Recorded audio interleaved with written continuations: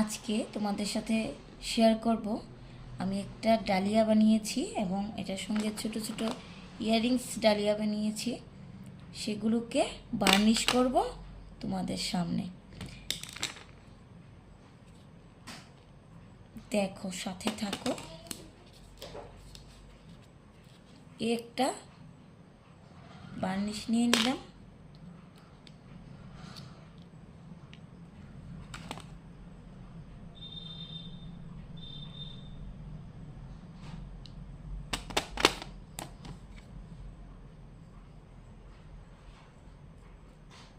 প্রথমে আমরা অল্প অল্প করে একবার দেব, পুরোটাতে অ্যাপ্লাই করব।